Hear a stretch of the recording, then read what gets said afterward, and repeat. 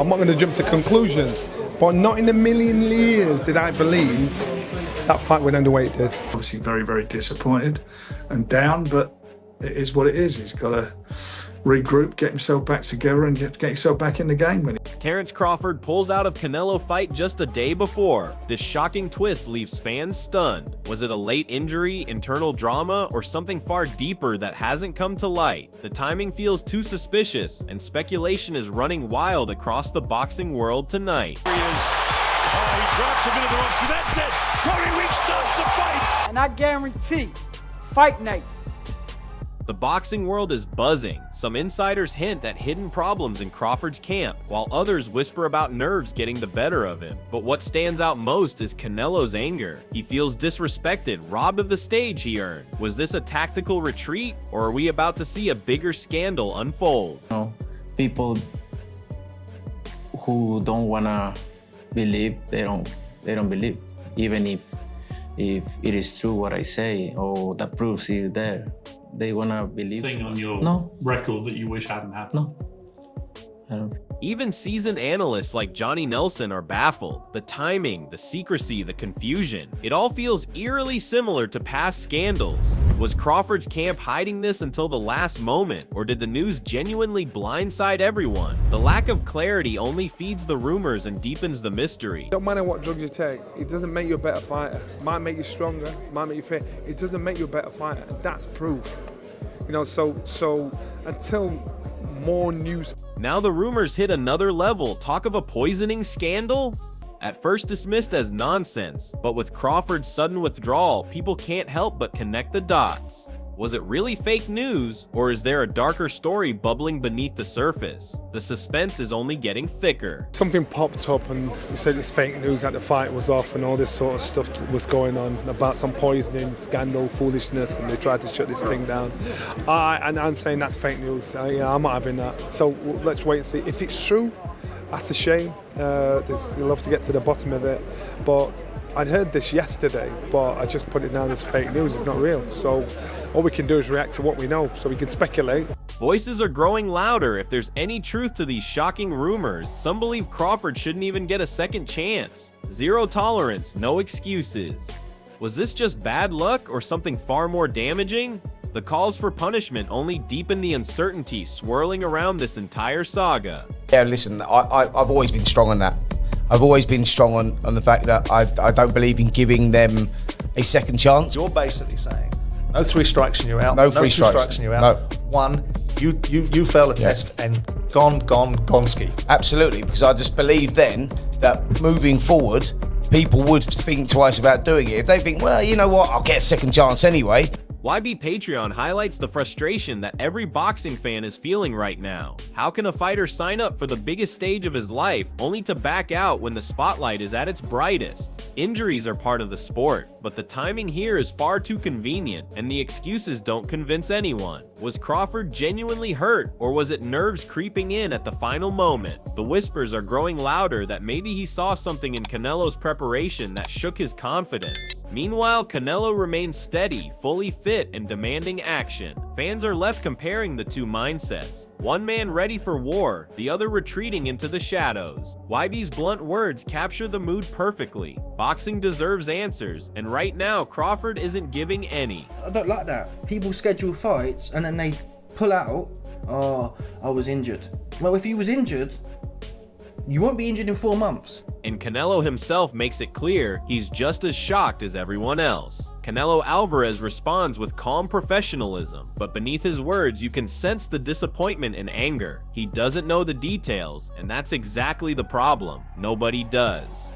The sudden withdrawal leaves everyone guessing. Was it injury, internal chaos, or simply doubt creeping into Crawford's mind? Canelo has faced all kinds of fighters and never backed away. His shock is shared by millions because the timing makes no sense. Why wait until the very last day to walk away? Canelo's composure here is admirable, but fans know that behind the scenes he must feel robbed of the showdown he prepared for. When the biggest fight of the year collapses overnight, people will naturally wonder if something bigger, something darker, has been covered up. For now, all we have are rumors and Canelo's stunned reaction. I don't know exactly what is going on, and so I don't have anything to say right now. I'm surprised, yes. Teddy Atlas underlines the warrior mentality of Canelo Alvarez. Unlike others, Canelo doesn't hesitate, doesn't hide. He asks for the toughest challenge available, no matter the risk. That's what defines greatness. Meanwhile, Crawford's decision to pull out at the final hour tells a very different story. Did he realize that moving up in weight would expose his limits? Or was it simply cold feet under the bright lights? Fans can't help but notice the stark contrast. One man demanding competition, the other vanishing when it mattered most. Atlas knows the sport better than most, and his words reflect what everyone is thinking. Canelo is wired for legacy, Crawford for excuses. The fight may be gone for now, but the questions remain, and the shadow of doubt over Crawford only grows longer by the day. And what he wants to do. He wants to fight the best guy available. He was ready to fight the best guy available, the world champion. So give me the next best guy. Well, this guy, you sure?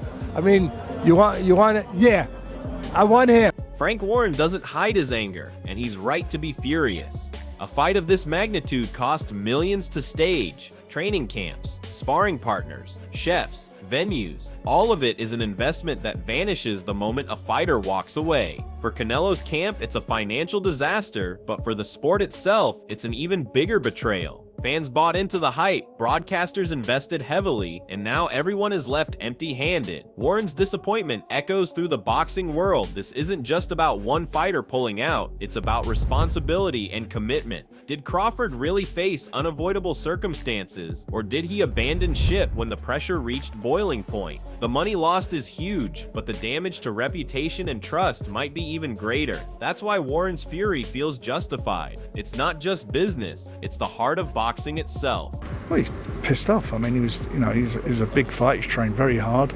If you don't fight, you don't get paid. You imagine the cost involved in a training camp, booking places to set the camp up, bringing the sparring partners in, the nutritionists, the chefs, trainers and everybody, and you don't get paid.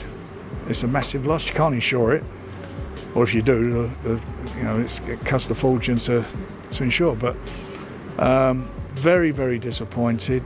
Canelo Alvarez warned this might happen. Moving up to 168 was always a dangerous gamble, and Canelo believed Crawford would eventually realize he was in too deep. His confidence is unshakable. When asked about a knockout, his response was simple: why not? That kind of self-belief comes from years of fighting the very best, adapting to every style, and proving himself time and again. Was Crawford's sudden exit a silent admission that Canelo was right all along? Many insiders think so. Facing Canelo at super middleweight isn't just another fight, it's a career-defining risk. For Canelo, it's business as usual. For Crawford, perhaps the reality of that risk became too overwhelming. Fans are left wondering, was this the moment he realized the truth? If so, then Canelo's words have become prophecy, and Crawford's reputation may never fully recover. Will there be a moment where Crawford realizes that he's in over his head moving up to 168? It's gonna be a moment.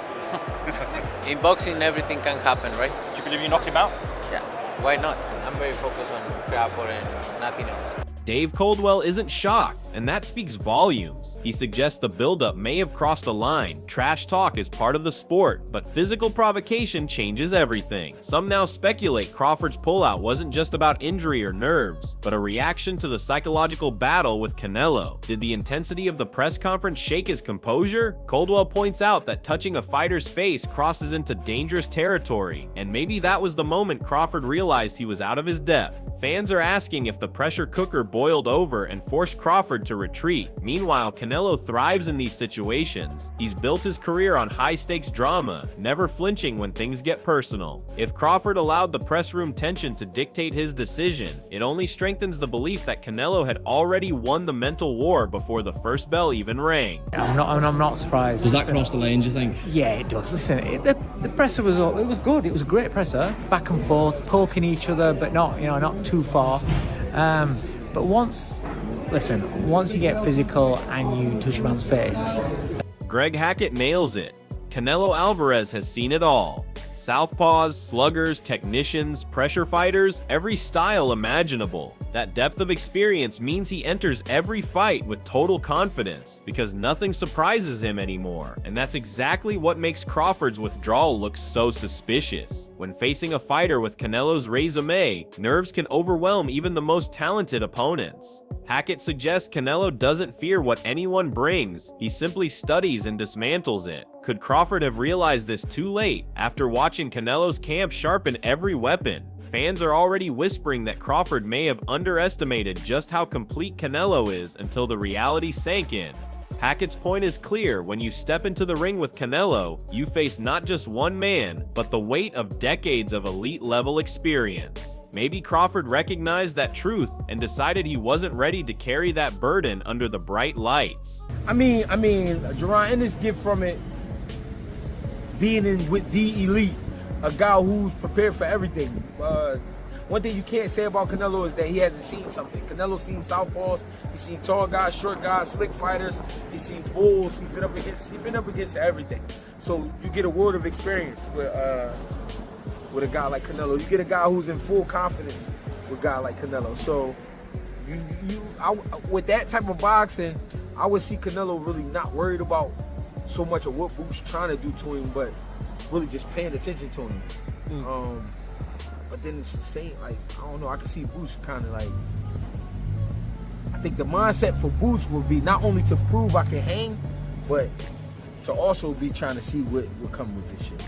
Tony Bellew offers a more balanced view. He believes Crawford's activity could have troubled Canelo, yet even in his analysis, there's a telling remark: if Canelo does defeat him, he deserves so much. That conditional statement has become the core of the speculation. Did Crawford himself realize that Canelo dictating pace would ultimately overwhelm him? Bellew suggests Crawford might have been able to potshot and outwork, but would that be enough against Canelo's relentless pressure and fight IQ? Many fans doubt it, and perhaps Crawford doubted it too. Could that doubt explain his last-minute decision to walk away? Bellew's prediction gives Crawford credit, but the reality is stark. He never showed up to prove it. Canelo still stands ready, confident, and waiting. And if this fight ever does happen, the pressure will be double on Crawford, because now he carries the stain of having pulled out once before. Canelo likes to wait. It has to be all at Canelo's rate and pace.